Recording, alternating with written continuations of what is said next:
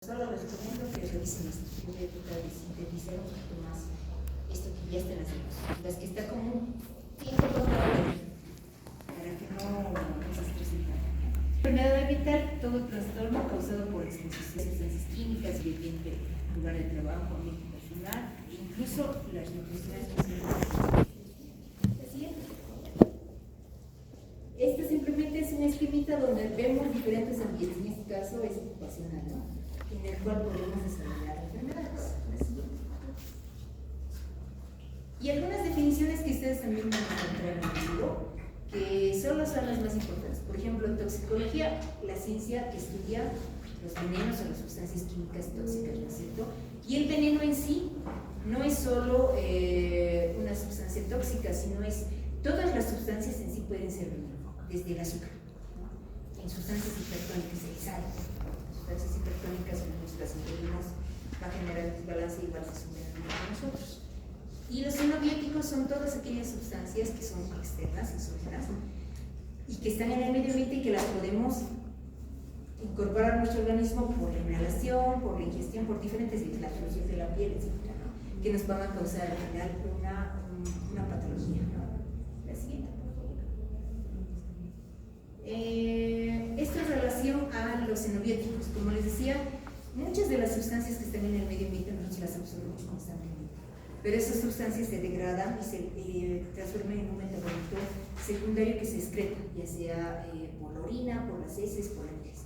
Pero muchas veces, como a veces sufrimos alteraciones por los excesos que podemos tener, ¿no? Por los trastornos, se pueden acumular en diferentes tejidos, como el hueso, la grasa, el cerebro, y ahí empiezan a presentar trastornos, ¿no?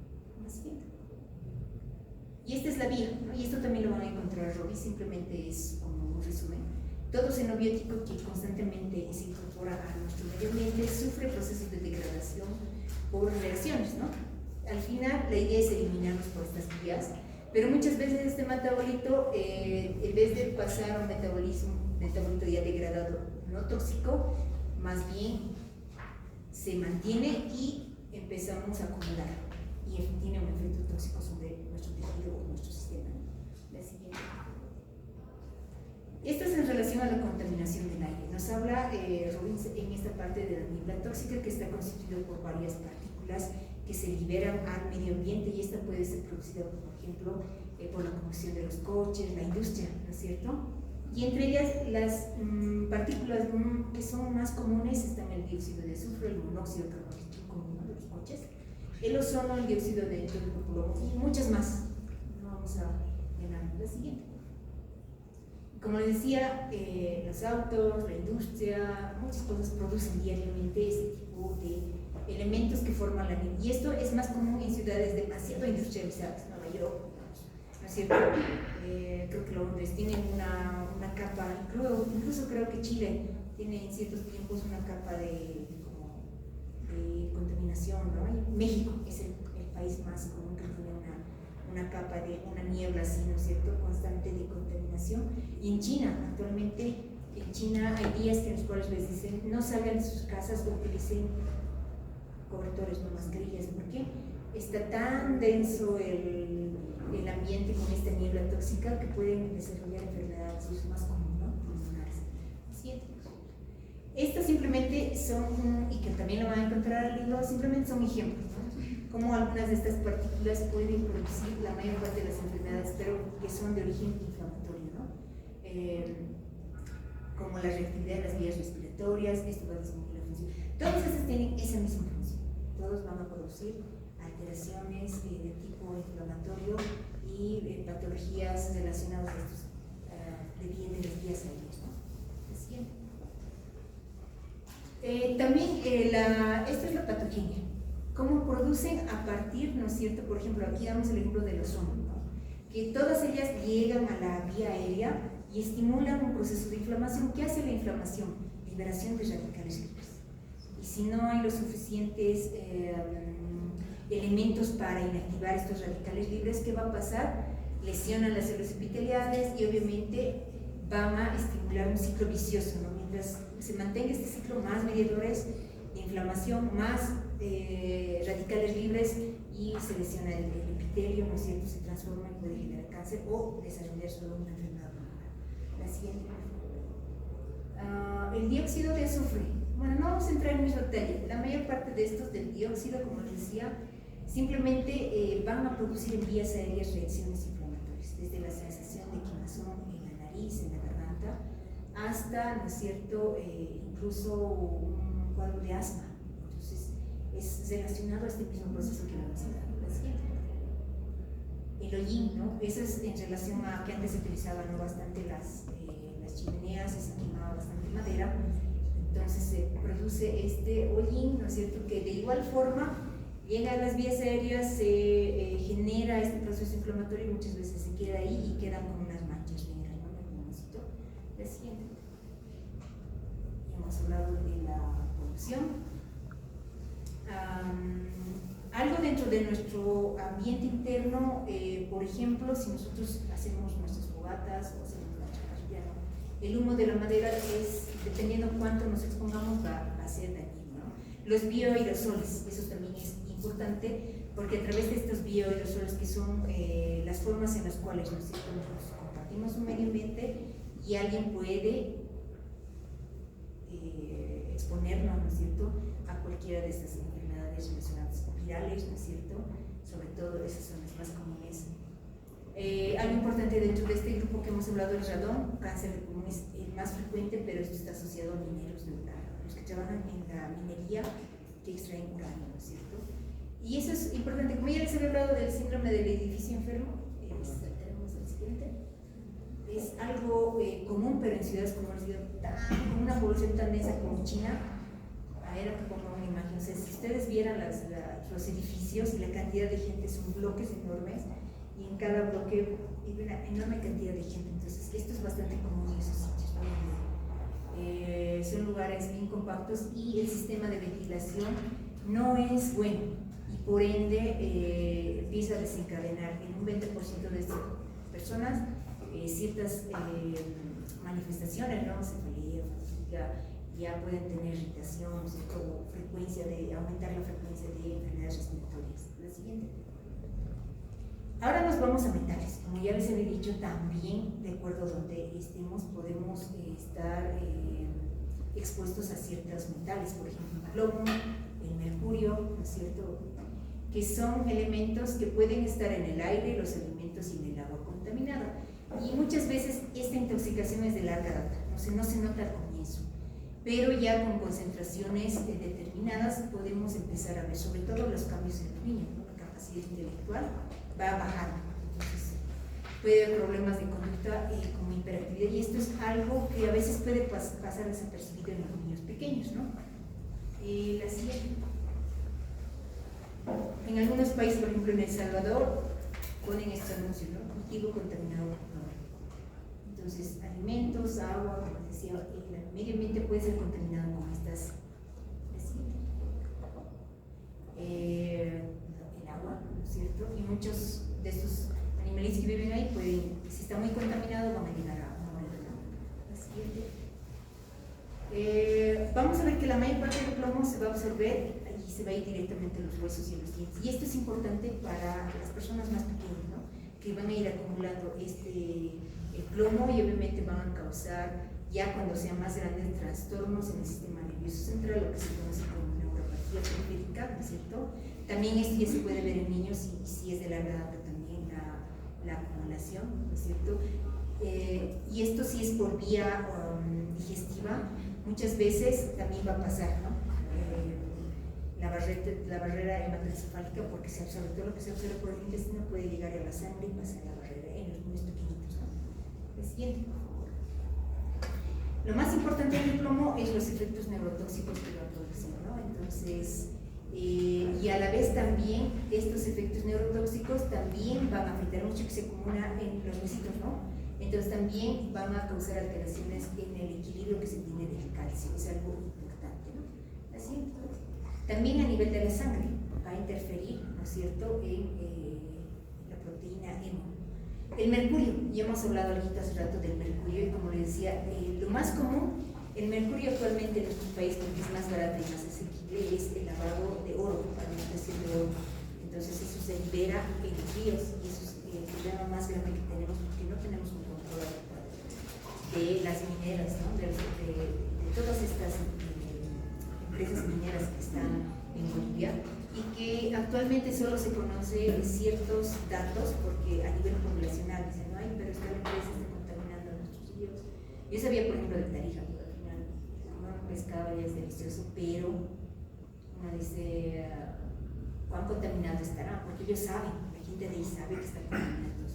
Otra fuente, y que antiguamente era mucho más común, eran estas amalgamas, que mucha gente no sabía por qué presentaba síntomas, pero al final, ¿no? Sacándole el diente, porque tenía estas curaciones como malanas que tenía mercurio. Incluso hay otras que son la causa de infección y solo es esto. Por eso hay que también ver qué cosa hay en alguna de las prótesis que podemos tener. Actualmente hasta los implantes, los tornillos que les ponen, han generado un proceso, ¿no? De una infección, les han creado problemas terribles, ¿no? La siguiente, por favor.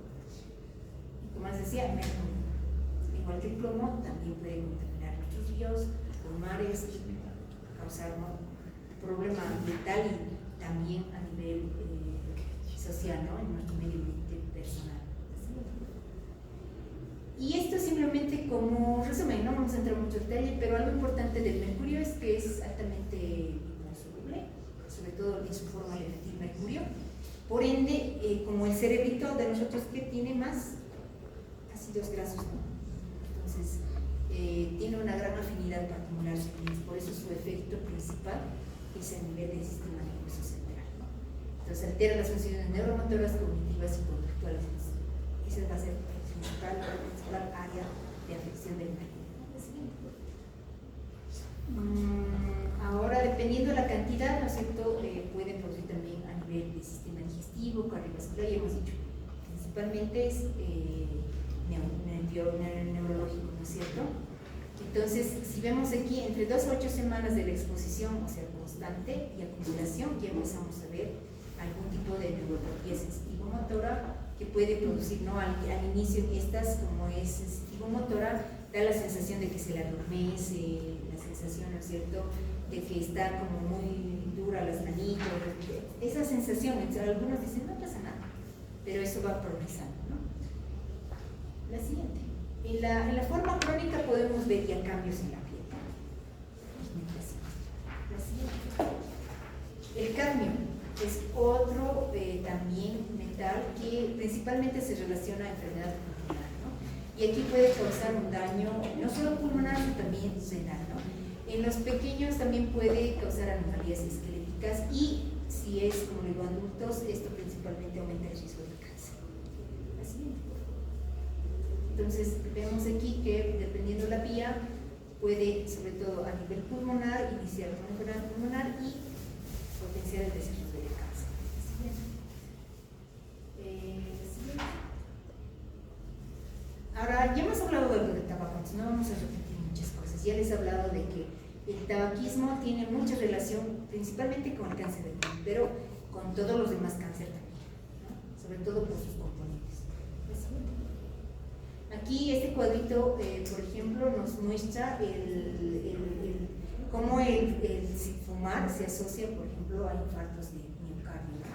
Y también potencia que se desarrolla más, hipercolesterosis, hipertensión y por ende a sufrir infartos de miocardio. O sea, no solo es eso, a todo nivel el cigarro potencia diferentes enfermedades pulmonares, cardíacas, vasculares, hasta otro tipo de cánceres, ¿no? Siguiente. Entonces, tomemos en cuenta eso. O sea, ya que se ha dicho, no solo es uno que fume, sino también alguien cerca de nosotros que esté fumando. Vean la cantidad de cánceres que son los que están más relacionados de forma directa con el tabaco. Es el cáncer a nivel oral, pero dependiendo, ¿no? Si yo utilizo, si masco, hay una forma de tabaco que se masca, que es el rape, si me equivoco. La pipa, por ejemplo, si fumo, va a tener más probabilidad de desarrollar cáncer oral. Si yo fumo, no, esófago, páncreas, vejiga y otras enfermedades por sus componentes altamente carcinógenos, ¿no? Entonces hay que tomar en cuenta eso. El cigarro es altamente también carcinógeno. Estas son en relación a las enfermedades. Como les decía, puede desencadenar el enfisema por un proceso inflamatorio.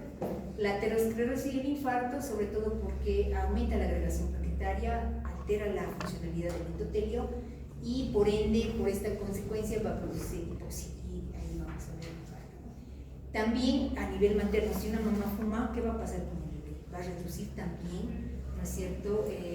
Va a generar un estado de hipoxia y el bebé puede tener un menor tamaño, ¿no es cierto? Y puede también aumentar el riesgo de tener abortos, la mamá que fuma, ¿no? Y como les decía, no se olviden del tabaquismo pasivo.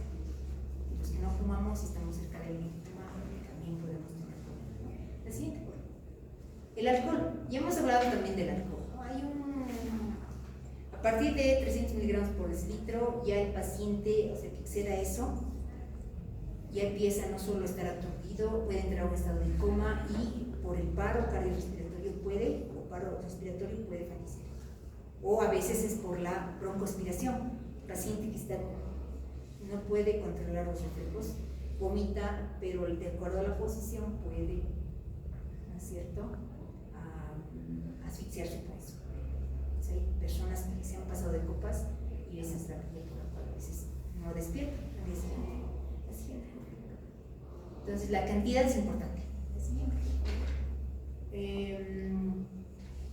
Hay algo importante que la persona que bebe así de manera frecuente va a empezar a generar una cierta tolerancia al alcohol. Por ende, empieza a aumentar más, ¿no? Por eso hay algunos que aguantan más y otros son pollitos, ¿no? No es así, sino que hay otros que ya han desarrollado una tolerancia. Esa es la diferencia. Y entonces el problema de esa tolerancia es que aumentan y obviamente se va generando más daño, ¿no? Porque cada vez más. Eso no es problema. Mejor seguir siendo pollito y no tener este problema, ¿no? Ya estaríamos echando algo con eso. Las consecuencias, y así en general, principalmente a nivel del sistema nervioso central, ¿no? Atrofia, eso es en los alcohólicos, ¿no? Por eso andan como aturdidos, ya no entienden las cosas, son como más lentos, ¿no? Atrofia cerebral, degeneración cerebrosa, neuropatía hepática, cardiovascular, ¿no? Problemas cardiovasculares que están relacionados. La lesión hepática también es importante porque es hígado graso, puede ser hepatitis, ¿no es cierto? Y llegar a lo que es cirrosis, y en el caso peor es cáncer de hígado. También aumenta el alcohol el riesgo de tener pancreatitis, que es un problema también muy severo. También en las mamás que toman alcohol, eso es importante, pueden hacer que desarrollen el bebé el síndrome alcohólico fetal, ¿no es cierto? Y estos niños pueden tener un cerebro chiquito, o sea, si la mamá realmente es alcohólica y no para de tomar durante el embarazo, el bebé puede nacer con microcefalia, puede tener ciertas alteraciones de la carita que son bien características, ¿no es cierto? Puede tener problemas cardiovasculares, genitourinarios, ¿no es cierto? Sobre todo, esto es bien perjudicial en el primer trimestre donde se desarrolla el cuerpo. Y también se asocia el consumo alto de alcohol con cáncer, ¿no? Entonces, igual cavidad oral, hígado, ¿no es cierto? Y asociado a otros cánceres como el cáncer de mama, ¿no es cierto? Puede promover, no es que esté directamente asociado. La siguiente, por favor. Este es un bebé con síndrome alcohólico fetal y puede tener desde una microcefalia, puede tener el picanto más corto, puede tener una base más amplia, ustedes ven, es un poquito más ancho entre el espacio entre los dos ojitos, la nariz chata se dice, ¿no? Puede tener una nariz más chata y el labio superior más delgadito. Entonces son datos a veces bien sutiles que cuando ustedes ya pasen y roten el neonato tienen que observar, ¿no? Tiene todo, le falta algo, entonces, y los antecedentes del humano para detectar cuándo se puede hacer esos cambios. Así, los agudos, ¿no? Desde esteatosis hepática, gastritis, úlcera es algo común, hasta depresión del sistema nervioso central que nos puede llevar, ¿no es cierto?, a consecuencias mucho más severas, ¿no? Ya hemos hablado de lo crónico, daña el hígado, que puede llegar incluso hasta cáncer, ¿no? Carcinoma hepatocelular. Y en el tubo digestivo es algo común, generalmente los pacientes que son alcohólicos ya empiezan a desarrollar no solo úlceras, sino por el reflejo del vómito generan también lesiones en esófago, ¿no? como también tienen un problema del hígado, ya hay una congestión y puede desarrollar varices, más riesgo de hemorragia digestiva. También algo importante que se da con el tiempo, la deficiencia de vitamina B por desnutrición, lo que desarrolla el síndrome de Wernicke-Korsakoff. ¿En qué consistiría el síndrome de Wernicke-Korsakoff? Es amnesia. Wernicke es amnesia como que de momento, algo agudo. En cambio, el Korsakoff es de larga data, ya no se acuerdan muchas cosas. Ya esto en pacientes que son alcohólicos, es un estado diagnóstico. La siguiente.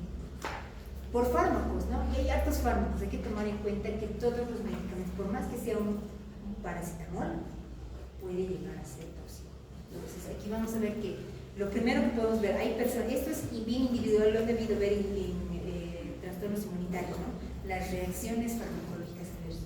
Puede ser que yo no tenga una reacción adversa, pero puede ser que tú sí, o ella, que al ibuprofeno, digamos. Una reacción, ¿no?, adversa o una reacción de hipersensibilidad. Entonces esas son las más comunes que se pueden dar de forma inmediata, ¿no? Y también pueden ser otras relacionadas también a ciertos medicamentos que pueden estar asociados también a efectos un poco decías, como por ejemplo la aminoxiclina, que puede dar una coloración azul a algunos pacientes, ¿no?, como así. Y entonces entran todos los medicamentos que se imaginen, como decía, desde un solo paracetamol hasta un antibiótico, hasta un antineoplásico, ¿no? ¿Sí? Esto simplemente, en resumen, vamos a decir lo más importante de esta diapositiva. Aquí está resumido todo lo que es anticonceptivos orales, pero lo más importante que es, o sea, los anticonceptivos orales, ¿para qué lo utilizamos? Como un método anticonceptivo, ¿no es cierto? Entonces, ese es su efecto principal. Hay que entender que tienen diferentes componentes, ¿no?, estrógenos y progestágenos. Y ¿cuál es el riesgo de tener un consumo tal vez larga data y a partir de cierta edad, ¿no? Con el consumo, como decía, de larga data y entrando a partir de los 40-45, hay mujeres que pueden desarrollar tromboembolia. Se aumenta el riesgo de las consumimos en larga data y tromboembolia. No se ha asociado con el cáncer de mama, pero sí con el cáncer de ovario y de endometrio. Entonces, sobre todo si es más componentes de estrógenos. Hay que saber qué tipo de anticonceptivo también se receta al paciente o qué tipo de anticonceptivos se toma la persona. También en relación a la enfermedad cardiovascular, hasta cierto punto puede aumentar el riesgo, ¿no es cierto?, de infarto, ¿no es cierto?, sobre todo en pacientes fumadoras y todas aquellas mujeres que pasen por los de 25 años también sean fumadoras. También puede desarrollar a estas pacientes un adenoma hepático, que es una neoplasia benigna, que si se desarrolla muchos, por ejemplo, alguna de ellas puede ser atípico y neoplásico, ¿no? Pero eso es como un porcentaje bien chiquito, pero sí se puede desarrollar este tipo de siguiente. Entre los anticoagulantes, ¿cuál es la función del anticoagulante? Exacto, ¿no es cierto? En palabras sencillas, que la sangre no se coagula, ¿no? Entonces inactiva ciertos elementos del sistema de la cascada de coagulación, pero ¿cuáles pueden ser sus complicaciones si no manejamos bien las dosis, ¿no? Porque cada paciente es individual, que sus situaciones bien personales. Hemorragias, ¿no?, que muchas veces, a veces se pueden complicar, porque también puede producirse en ciertos puntos trombosis, ¿no?, accidentes cerebrovasculares, ¿no?, a veces estamos dando dosis bajitas y se coagula el paciente y hace trombosis. Y si se da demasiado hemorragia también se puede ir, ¿no? La siguiente. Tratamiento de reemplazo hormonal. ¿Esto cuándo se da? Cuando ya estamos en la menopausia, ¿no es cierto? Entonces es un tratamiento relativamente común que utilizan muchas mujeres al entrar en la menopausia. Y esto en un comienzo ayuda porque reduce la posibilidad de desarrollar osteoporosis, porque ya después de los 30 años, 20 años más o menos, todos entramos en declive, pero las mujeres más en calcio, ¿no?, todo este proceso es bien dinámico. Cuando hacemos un tratamiento prolongado, aumentamos el riesgo de cáncer de mama y también de tromboembolia, ¿no? Entonces hay que tener en cuenta eso. Inicialmente, a partir de cierta edad, estos tratamientos pueden tener un efecto protector, se dice, ¿no?, para desarrollar aterosclerosis y enfermedad coronaria, pero no hay ningún beneficio así muy marcado para estas dos patologías, ¿no? Entonces hay que tomar en cuenta. Algo importante que también es el tratamiento de reemplazo hormonal, puede aumentar las HDLs, que son el colesterol bueno, y disminuir las LDLs, ¿no? Que nos protegería en cierta forma, sería el mecanismo de protección contra el infarto, ¿no? La siguiente. Algo importante es que multiplica, ¿no? 2 veces más, como les decía, tromboembolia, ¿no? Trombosis venosa profunda, que es más en miembros inferiores, embolia pulmonar y accidente cerebrovascular, ¿no? También aumenta, ya hemos dicho, el riesgo de cáncer de ovario, también el cáncer de endometrio. Entonces hay que hacer controles. Todas las personas que reciben este tipo de reemplazo también tienen que hacerse controles, ¿no? La siguiente. Los esteroides, ¿esto quién utiliza? Los varones, ¿no? Con más frecuencia, aunque actualmente algunas mujeres que entran en el ámbito de físico, ¿no? Pero como los esteroides son versiones sintéticas de lo que es la testosterona que normalmente produce el varón, ¿qué es lo que hace? En este caso, la idea es, ¿no es cierto?, aumentar la masa muscular, pero esto, dependiendo las dosis que se tenga, puede tener un efecto diferente, ¿no?, en los varones. Y aquí vemos, está bien, lo utilizamos más para esto, ¿no? Y actualmente ya se está regulando esto para evitar efectos adversos, ¿no? La siguiente, porque puede llegar hasta producir efectos trastornos psiquiátricos. El paracetamol, ya los he dicho, desde el paracetamol, que si nosotros lo consumimos de forma crónica o en cantidades como para intoxicarnos, puede producir un daño hepático muy importante, ¿no? Y que puede dañar y producir una necrosis cerebrovascular y daña, es como una hepatitis, destruye nuestro organismo. La siguiente. La aspirina, ¿no? Ácido acetilsalicílico, también tiene consecuencias y puede pasar desde una alcalosis hasta una acidosis, y dependiendo, ¿no? Hay personas que toman la aspirina de forma común, ¿no es cierto? O sea, diaria, no solo como analgésico, sino también como efecto protector para la trombosis, pero también tiene sus efectos, y aquí vemos toda esta lista de cosas que pueden empezar a producir en estos pacientes. La siguiente. Lo más común en estos pacientes es que se quejan de malestar estomacal, ¿no? Las gastritis, y pueden llegar a producir úlceras, ¿no? Y obviamente la hemorragia se puede complicar más, porque como inhiben el ciclo de la oxigenasa, obviamente ya no se va a producir, pues ya no se va a sintetizar el trambosano 2, y por ende no va a haber adelgazamiento plaquetaria y la hemorragia puede ser, ¿cierto?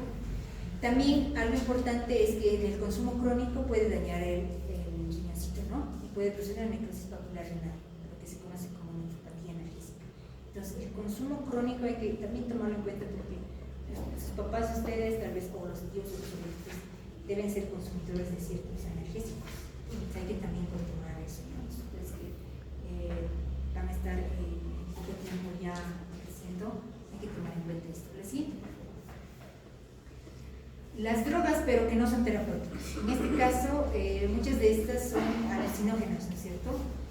Y vamos a ver algunas que se han utilizado como efecto analgésico, pero solo así. La cocaína, ¿no es cierto?, que se extrae y se produce con ciertas sustancias, es un alucinógeno principal, ¿no? Y de ahí derivan otras como el crack, por ejemplo, que es ya un alcaloide más puro, que se sintetiza, ¿no es cierto? Todos estos dos van a producir principalmente un estado de euforia, si es lo que buscan estas personas, ¿no? Con el consumo de estos elementos, ¿no? Pero, ¿cuáles son los efectos adversos? Principalmente cardiovasculares, ¿no? Va a haber una estimulación dopaminérgica, adrenérgica excesiva, que muchas veces cuando se da un consumo excesivo puede, ¿no es cierto?, producir también un paro, ¿no? Cardiorrespiratorio. La siguiente. Entonces, la cocaína, esta es la forma más común, ¿no?, de consumo. La siguiente, por favor. Las consecuencias, como decía, principalmente cardiovascular, hipertensión, el espasmo vascular, que obviamente va a reducir el riego sanguíneo y se va a cerrar un vasito, puede producir un infarto. Esa es la consecuencia. Y algo que también provoca la larga es una de las causas también que puede, en el consumo bastante crónico, producir una muerte súbita, ¿no? La siguiente, por favor. También tiene efectos sobre el sistema nervioso central porque es la estimulación que se busca, ¿no? Las personas que consumen, eso es lo que buscan.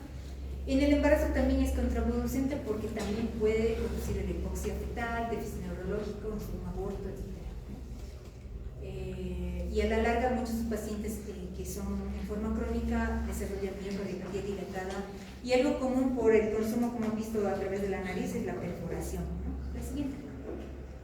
Y vemos, ven como ¿qué se llama esto? El cotonete está atravesando el tabique, y eso es algo común en pacientes consumidores, porque se lesiona la mucosa, y como eso tiene efectos en el vaso, se cierra y entonces esa zona ya no se irriga. ¿Qué pasa? Se muere. Siguiente. La heroína, drogas que vamos a simplemente mencionar. Opiáceo, ¿no es cierto?, que también tiene ese mismo efecto. Hay que tomar en cuenta que en un tiempo, no sé si han escuchado la oxicodona, un tiempo se ha utilizado este principio como medicamentos analgésicos para pacientes que sufrían dolor crónico, por ejemplo, una lesión, digamos, articular, artrosis, que tenían un dolor crónico. En el consumo excesivo se han generado una gran adicción, y ahí hay incluso documentales al respecto. Sería bueno, si es posible, que les puedan ver. Los efectos más adversos importantes es la muerte súbita, ¿no es cierto?, por depresión respiratoria, lesiones pulmonares, ¿no es cierto?, que eso es de larga data, ¿no?, un proceso inflamatorio. La siguiente, por favor. Entonces, la vía de la heroína, ¿cuál es? Inyectamos, ¿no es cierto? Si pasamos a la siguiente, vamos a ver que muchos de esos pacientes que como es altamente adictivo, ¿qué hacen? Pueden contraer infecciones. ¿Por qué? Se inyectan, no cambian de aguja, comparten, no toma mi aguja, yo pongo infecciones. Entonces, endocarditis, en cantidad de sepsis. Pueden adquirir ciertas infecciones como la hepatitis C, es más común en estos pacientes.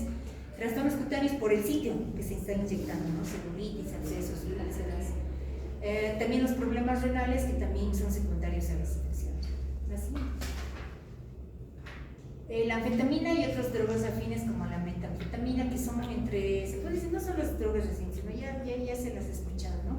Pero principalmente es la búsqueda, ¿no?, a nivel del estímulo, a nivel del sistema nervioso central, que les produce un estado de euforia. Y esto ha sido bastante común en Estados Unidos y otros países de Europa, que se utilizaba, ¿no?, en las discotecas, donde eran como pastillitas que se pasaban entre los chicos, y era el estímulo principalmente ese, ¿no? El cambio de comportamiento era algo característico en estas personas que consumían anfetamina. La siguiente, por favor. Y esta era la abreviación, ¿no?, es KI, y se partía como si fueran vitaminas. ¿Sí?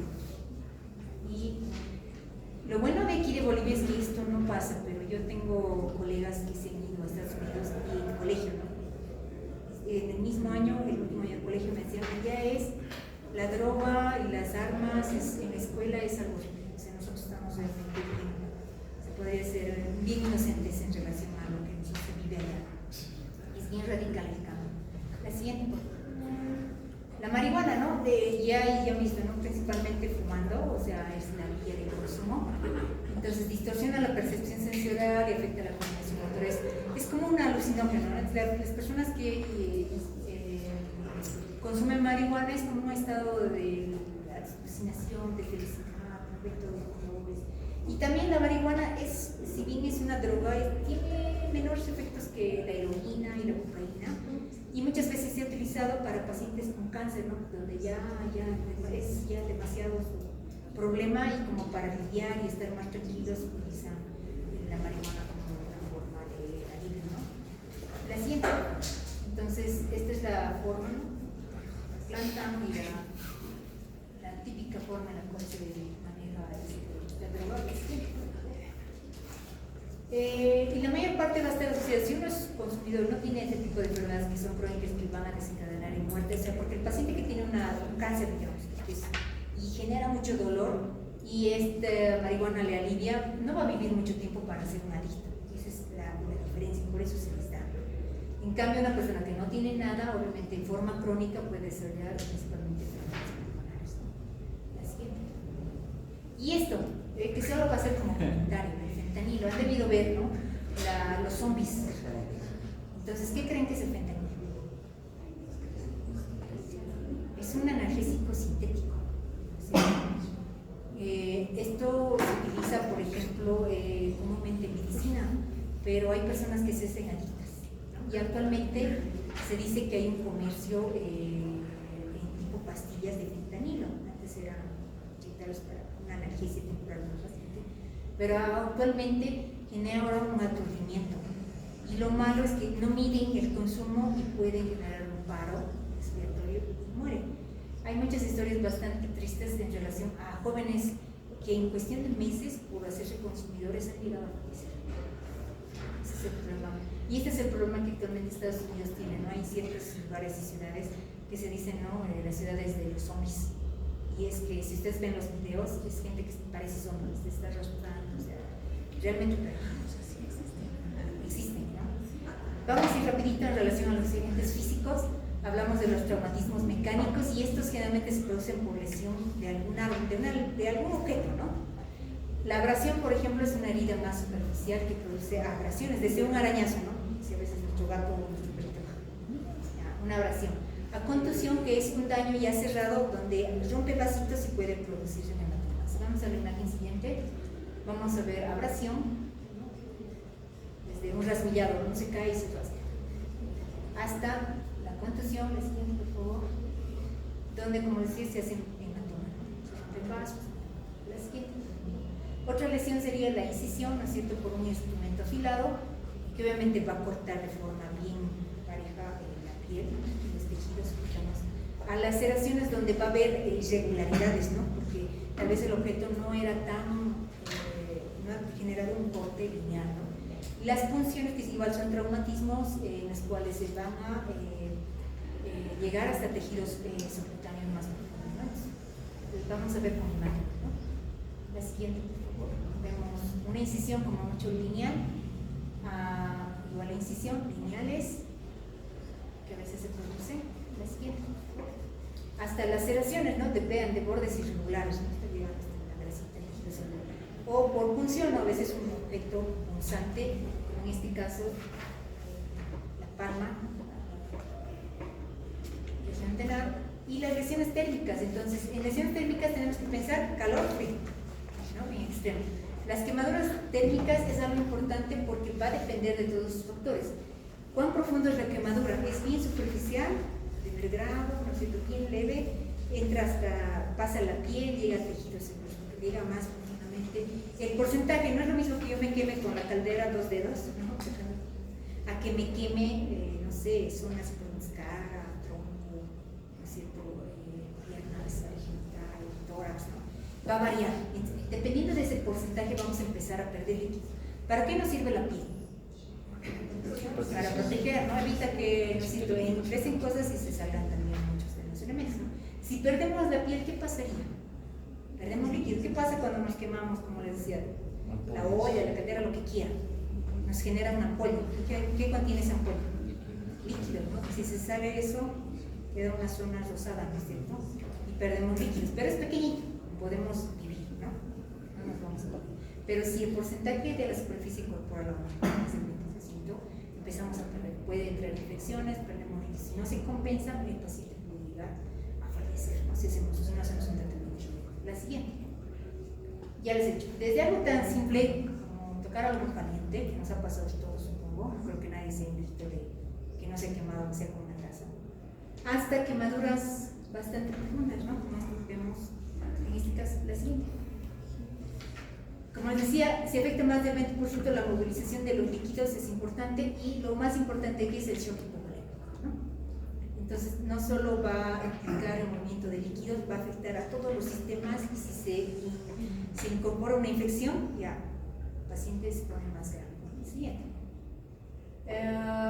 Va a afectar a diferentes, no solo, como les decía, a los líquidos y a los sistemas, también deprime el sistema inmunitario, y por ende vamos a tener tendencias a infecciones. Y como no hay la barrera, una de las más importantes, como es la pseudomonas, es una de las más resistentes. Y si ingresa este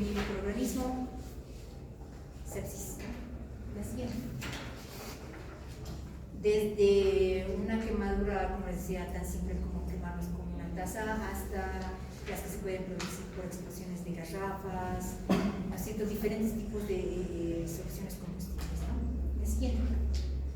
Y esto también va a variar. Si estamos en esa, como hemos puesto en ejemplo, que uno entre o salga de ese lugar, las lesiones iniciales van a ser de vías respiratorias, porque uno inhala, e ingresa y quema todos los días. En este momento no se dan cuenta, pero cuando ya lo llevan van a ver que empiezan a presentar problemas pulmonares, ¿no? Respiratorios. También los gases que se han incorporado por esta combustión también pueden dañar nuestras vías respiratorias, ¿no? Entonces hay que tomar en cuenta que el tratamiento debe ser rápido, primero líquidos y electrolitos para compensar toda la piel que se ha perdido, ¿no es cierto?, la pérdida de líquidos, y también controlar las infecciones y también cuidar esto de las vías respiratorias, ¿no? Porque puede ser una vía que se inflame la mucosa y tengamos que abrir una vía para que el paciente siga respirando. El siguiente, o intubarlo, ¿no? La hipertermia. En este caso, la hipertermia se trata, ¿no es cierto?, de temperaturas ambientales, y esto es común en qué lugares, lo que es los golpes de calor. Ya, pero ¿dónde es más común? En Santa Cruz no se sofoca, ¿no? Pero puede sobrevivir. En Europa, ¿no es cierto? En Estados Unidos, en Europa es terrible, incluso últimamente en México. Han debido escuchar, ¿no? 60 y algo. Una muchacha sale y dice: yo he salido de mi casa y la temperatura era de 42, creo que dice, ¿no? Cuando sale, ¿qué temperatura? 62. No puede ser, están así. Es golpes de calor. Inicialmente puede, con esta exposición a temperaturas altas del ambiente, puede empezar desde primero calambres, porque no nos estamos hidratando, hasta un estado de insolación donde obviamente se produce un estado de letargo, hasta el golpe de calor, que no solo pasa de letargo, confusión, como no nos estamos hidratando, entonces incluso puede llegar a fallecer por golpe. Y esto es más común en las personas adultas mayores, pero no es exclusivo. Los jóvenes, los adultos también pueden sufrir esto, ¿no? En este estado de una temperatura ambiental muy elevada. Entonces hay que tomar en cuenta eso, ¿no? La hidratación es algo importante en estas zonas. La siguiente, como les decía, a veces no se dan cuenta, se aturden y ya. Esto es común en Estados Unidos y en Europa. La siguiente. La hipotermia es el otro extremo. Entonces hablamos de temperaturas bajas, ¿no? Nosotros tenemos una cierta temperatura, mientras va bajando, por ejemplo, si llegamos a una temperatura central de 32, ya los sujetos empiezan a presentar, por el enfriamiento, un estado ya de reducción, ¿no es cierto?, de nuestro sistema cardiovascular. Bradicardia, pueden llegar a fibrilación auricular si empezamos a bajar mucho más, ¿no? Entonces puede haber lesiones que son directas, que están asociadas a los tejidos, ¿no es cierto?, como los dedos, los dedos de los pies, la nariz, las orejas, ¿no? Porque son los tejidos con circulación externa y pueden sufrir más cambios, ¿no? A lesiones indirectas, que son los del sistema vascular, como les decía. La siguiente. Hay lugares, ¿no?, Alaska, otros países donde el frío es extremo y han aprendido a vivir con ellos. Pero ¿qué pasa si uno de nosotros se va, no sé, al Everest y quiere llegar hasta el punto del Everest? La siguiente, por favor. Pueden tener problemas desde quedarse con una hipotermia severa y fallecer ahí, hasta sobrevivir, pero tener necrosis, ¿no? Y al final, ¿qué van a hacer? Pues van a ocultar la nariz. O sea, pueden perder, ¿no? Se les va a caer. La lesión térmica es otra lesión física que depende, ¿no? Si nosotros vemos qué tipo de voltaje será. Casi doméstico, ¿no? Los 20. Pero ¿qué pasa en las industrias? El voltaje es mucho mayor, entonces dependiendo del voltaje, ¿no?, la fuerza, duración y trayectoria de la corriente, podemos sufrir lesiones, ¿no? Y también el tejido, dependiendo del tejido y dónde estemos, si estamos en un lugar seco, estamos en un lugar húmedo, la siguiente, ¿no? Son variables que van a influir, desde que queremos con los pelos así porque hemos enchufado mal y nuestro cable estaba en contacto y no nos pase nada, ¿no es cierto? A la siguiente. A que cuando es un voltaje mucho más alto podamos causar hasta la muerte por fibrilación ventricular. Y llegamos a esto. Entonces, como les digo, en industrias el voltaje es mucho más alto. Hay que tener en cuenta también que estas líneas que ustedes ven, los cables de alta tensión, manejan ese voltaje. Entonces, a veces las construcciones tienen que tener cuidado de no acercarse mucho porque pueden tener situaciones que incluso puede lesionar lesionar toda la piel, ¿no? Y llegar a que el paciente o la persona fallezca. La siguiente. La radiación, vamos a ser bien concretos en esto. Hay un tipo de radiación no ionizante y otro ionizante. Y la ionizante, la siguiente, ahí vamos a ver en la imagen. Aquí vemos un resumen: ionizante, no ionizante. En las ionizantes vamos a ver los rayos cósmicos, los equipos, ¿no es cierto?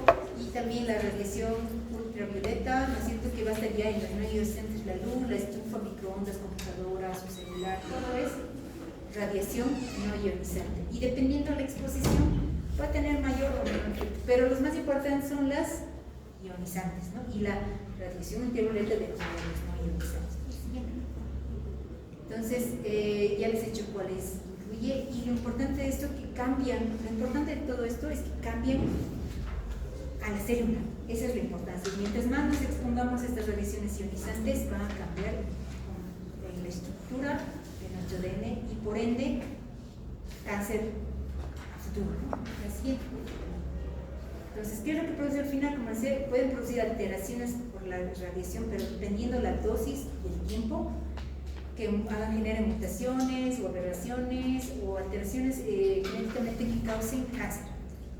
La siguiente. Vamos a la parte final, que son las enfermedades nutricionales. En todo caso, vamos a hablar aquí solo de estados de malnutrición y estados de exceso de nutrición, ¿no? De malnutrición, pero en exceso. Aquí hablamos de la malnutrición primaria, cuando nos falta uno o más componentes, y la secundaria, ¿no es cierto?, que se produce porque no estamos ingiriendo de forma adecuada los alimentos. Tenemos nutrientes, pero no son los adecuados, ¿no? La siguiente, por favor. Entonces, dentro de estas enfermedades nutricionales pueden afectar y producir enfermedades, desde predisponernos a infecciones hasta el cáncer, ¿no es cierto? Y es importante que nosotros también tengamos equilibrado estas demandas nutricionales, porque como decía, es importante para no desarrollar enfermedades y a la larga tampoco trastornos metabólicos, ¿no? El alcoholismo es un factor importante que puede llevar a que ingiramos menos. ¿Se acuerdan que hemos hablado de la deficiencia de la tiamina? Es algo común en los alcohólicos crónicos, ¿no? Y hay deficiencia de vitaminas, y no solo es una, sino varias. O puede haber carencia de ciertas vitaminas, como la B1, y otras vitaminas que son esenciales para formar, ¿no es cierto?, los componentes celulares de la sangre, por ejemplo, y otros componentes dentro de los tejidos. El siguiente. Entonces, cuando hablamos de malnutrición proteico-calórica, aquí hablamos de un consumo inadecuado de proteínas y calorías, y dependiendo de esto, vamos a ver las enfermedades bien comunes. La siguiente. El marasmo y el kwashiorkor, ¿no? El marasmo en sí es cuando perdemos peso. La pérdida de peso es igual o mayor al 60% comparado, y esto es bien común en los niños, ¿no? Comparado con la edad, la talla, ¿no es cierto?, del paciente. La siguiente. ¿Y cuál es lo característico? El marasmo se caracteriza por eso, ¿no? Hay déficit que causa que el paciente esté bien flaquito, ¿no? La siguiente. En cambio, el kwashiorkor, ¿qué pasa? Hay alimentos, pero no están equilibrados, ¿no? No hay proteínas. ¿Qué se consumen? Calorías, ¿no? Entonces, el niño parece gordito, parecería, ¿no?, gordito, bien alimentado, pero hay otros síntomas que vamos a ver que el paciente no empieza a tener ciertas manifestaciones medio hepático. Hay incluso, ¿no es cierto?, en la desnutrición proteico-calórica en general, se ve el signo de la bandera en el cabello, ¿no? El cabello se vuelve amarillo en las zonas y el café medio quebradizo. La siguiente. Entonces, vemos así el bebé con kwashiorkor. Parece normal, ¿no? Pero la barriguita es un estado de edema, porque como hay muchas calorías y hay pérdida de proteínas, entonces cuando no hay proteínas en la circulación, ¿qué pasa? Los líquidos se van hacia el intersticio y el bebé parecería que estuviera bien alimentado, pero en realidad no. La siguiente. La cataxia. Este es un estado bastante severo de malnutrición, pero se puede producir en pacientes con enfermedades crónicas. ¿En cuáles? La mayor parte se da en pacientes con cáncer, ¿no?, que ya están en una fase bastante próxima, que se da porque el cáncer también induce libera ciertos elementos inflamatorios que hacen que, ¿no es cierto?, se reduzca el apetito, se consuma más, ¿no es cierto?, el músculo, la grasa, y por ende entramos en un estado de cataxia, ¿no? O sea, es como el marasmo en el niño, pero esto sería en adulto, pero por una enfermedad. y vemos al paciente sano. Entonces, es algo típico, ¿no? ¿Ha bajado usted de peso? Sí, ¿en cuánto tiempo? En 2 meses, 10 kilos. Hay que pensar cáncer. Y la anorexia y la bulimia, para terminar, son estados en los cuales hay una base psicológica, ¿no es cierto? Hay un trastorno, generalmente esto ¿dónde las vemos? Generalmente más en las mujeres, ¿no? En las cuales lo típico y lo más común es la anorexia nerviosa, en las cuales la misma persona se percibe como si estuviera gorda, ¿no es cierto? ¿Y qué hace? Deja de comer, ¿no? Utiliza por ende laxantes, ¿no? Un tiempo estaba era bastante común que utilicen lo que era la nuez de la India. Es como un laxante y a la vez es un diurético. Entonces, pero hacía que la persona baje, pero era por un rato. Entonces ahí ya se establece las alteraciones cognitivas. Y un trastorno psiquiátrico es de percepción y es un trabajo bien largo sacar a estas personas de ese problema, porque una vez que entran, el deterioro es progresivo, ¿no? Que les puede llevar al final a la muerte de la siguiente. Y esto pasa con las pacientes con anorexia, ¿no? Progresivamente van deteriorándose, no solo externamente, sino también en los órganos internos. La siguiente. Y la bulimia, en cambio, ¿de qué se caracteriza? Come, no come, y luego se siente culpable y dice no, y la siguiente. Y va, y la vomita. Eso más es como en mujeres, pero también puede pasar en hombres. La anorexia también puede haber. Entonces es algo que se produce tracones y luego va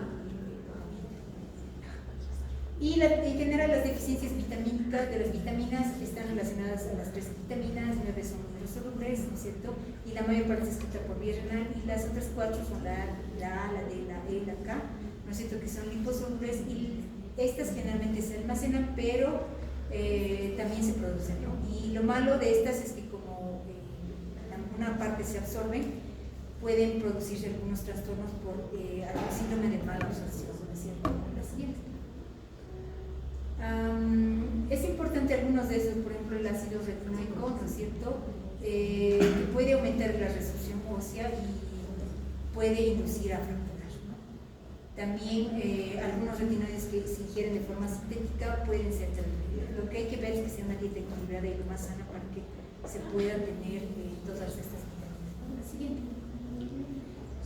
La obesidad. Este es solo otro ejemplo que habíamos hablado en la anorexia. La obesidad ya se calcula de acuerdo al índice de masa corporal que está relacionado a la talla y el peso de cada persona. No es lo mismo que una persona de unos 50 se pese lo mismo que una persona de unos 60, 70, no es igual. Una persona más alta va a tener que tener un índice de masa corporal más alto, ¿no? Un mayor peso. Entonces, ¿qué nos predispone a la obesidad? Diabetes. Síndrome metabólico primero, diabetes, ¿no? Estados de dislipidemia, aterosclerosis, ¿no? Y eso condiciona enfermedades cardiovasculares, hipertensión y también el cáncer. La obesidad también forma parte de algunos cánceres que los potencian, ¿no? La siguiente. Entonces, lo ideal es tener un estado equilibrado, ¿no es cierto?, de índice de masa corporal a un estado de obesidad, ¿no? La siguiente. Y ya les he dicho, esto ya hemos hablado, a lo que predispone. Aumenta más el metabólico, diabetes, infección, hiperglicemia, ¿no es cierto?, estados de dislipidemia, aumento del colesterol, disminución de las HDLs, elevación de las LDLs, estados de esteatohepatitis que no son alcohólicos. También hay hepatitis o hígado graso no alcohólico que se puede relacionar también a ciertos grados de obesidad. Por el volumen, hipoventilación y a veces estados de hambre. Hay gorritos, muy gorritos, gorritas también, que cuando duermen tienen estado de que no respiran por esta situación. La artrosis también, porque el peso que van a cargar la columna, sobre todo la cadera y las rodillas, se puede predisponer a este estado. La siguiente. Y esto está relacionado con obesidad y cáncer. Ya se ha dicho, la obesidad no solo predispone a enfermedades, sino también al cáncer. Y vean cómo se correlaciona adenocarcinoma de esófago, cáncer de páncreas, tiroide, colon, mama, endometrio, o sea, es también un potenciador que se asocia, ¿no?, a cáncer, no solo a diabetes, que es algo también bien común en nuestro país. La siguiente. Y en general, la dieta también es importante. Yo les he dicho que hay sus sustancias carcinógenas exógenas que podemos incorporarlas, ¿no es cierto? Que van a estar desde algunos alimentos aditivos, ¿no? En aditivos que tenemos, los edulcorantes artificiales también tienen que ver qué tipo de edulcorante se utiliza, hasta los pesticidas que ya hemos hablado, ¿no? Y sustancias endógenas que también, de acuerdo a nuestra dieta, podemos acumularlas y desarrollar cáncer. Y esta sería una de ellas, ¿no? Las nitrosamidas y los nitritos y nitratos. La siguiente, por favor. Y esto, para finalizar, sería esto. Los nitritos y nitratos que derivan muchas veces de nuestra dieta y también de la producción interna celular. Las barbacoas, el jamón cocido, el tocino, el jamón curado. Y deben acordarse los embutidos como las que ya viene en junio. Los niños, ¿qué se dice? Nosotros consumimos, yo también he comido y como salchipapas, o sea, pero después de eso no vamos a decir cáncer como los niños. ¿Cuántas salchichas necesita consumir un niño en un mes para que tenga riesgo de producirse leucemias? Estamos hablando de niños. 12 salchichas. 12 aproximadamente. Si uno consume más, imagínense que a un niño me diga, hoy día salchipapa, mañana pasa algo, ¿no? Y depende, uno no comunica a veces, ¿no? Pero esto en los niños, esto está relacionado al cáncer de estómago, porque todos estos se derivan en degradación de metabolitos internos, nitritos, nitrosaminas, que al final causa cáncer. Entonces, pero esto, como decía, barbacoas, jamón, es algo típico que se hace en las zonas del oriente. Por ejemplo, Tarija es bastante, o sea, todos los fines de semana barbacoa, así, parrilla, vino. Entonces, hay harto cáncer de estómago. Creo que ese es el final. Les grupos, esto es el final. Vean, como que hay niveles, ¿no? De tipo de los alimentos. Y el que está en el grupo 1, como estas carnes todas procesadas, hay que consumirlas con moderación. Y en los niños, con preferencia, no darles, porque sí puede potenciar que se genere, como les decía, de acuerdo a la cantidad de consumo mensual, más riesgo. Y esto ya está publicado, ya está. Todos lo saben, pero nada, todos. Día de la salchicha. Bueno, muchachos, con eso acabamos con la clase. Y estas simplemente las enseñamos, hablado de esto. Dieta de las grasas saturadas, las insaturadas, las más malas, las saturadas, las insaturadas que no son buenas, no la palta, el pescado, el salmón.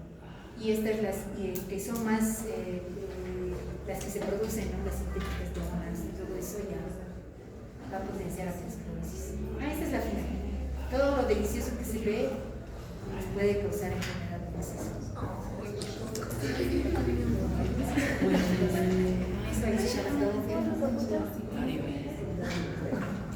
Que les vaya muy bien en su examen.